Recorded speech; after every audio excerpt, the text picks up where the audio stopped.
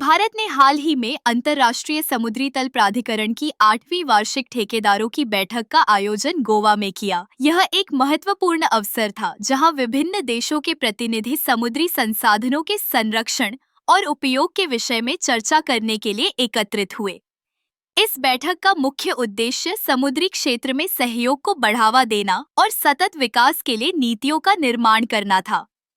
भारत ने इस बैठक में अपनी भूमिका को मजबूती से प्रस्तुत किया, यह दर्शाते हुए कि हम समुद्री संसाधनों के प्रबंधन में कितने गंभीर हैं।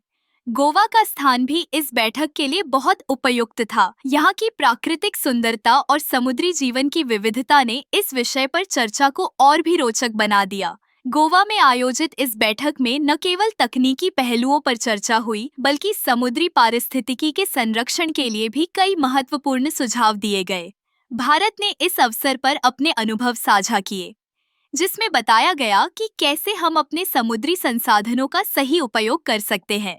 हमारे पास समुद्र में विशाल खनिज और जैव विविधता है, लेकिन हमें इसे सतत तरीके से प्रबंधित करने की आवश्यकता है। बैठक में कई विशेषज्ञों ने भाग लिया, जिन्होंने समुद्री संसाधनों के अन्वेषण और संरक्षण के लिए नवीनतम तकनीकों पर अपने विचार साझा किए। यह सुनकर बहुत अच्छा लगा कि कैसे विभिन्न देशों के विशेषज्ञ एक साथ मिलकर समुद्री सुरक्षा और विकास के लिए काम कर रहे हैं। इस बैठक में चर्चा के दौरान समुद्री प्रदूषण और जलवायु परिवर्तन के प्रभावों पर भी ध्यान केंद्रित किया गया। यह एक गंभीर मुद्दा है और हमें इसे हल करने के लिए ठोस कदम उठाने की आवश्यकता है।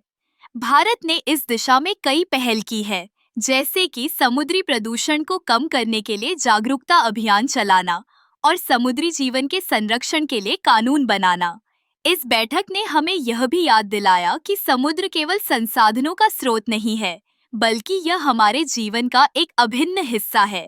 हमें इसे बचाने के लिए सामूहिक प्रयास करने की आवश्यकता है। आखिरकार यह बैठक केवल एक औपचारिकता नहीं थी, बल्कि यह एक अवसर था, जहां हमने समुद्री संसाधनों के भविष्य के लिए एक नई दिशा निर्धारित की।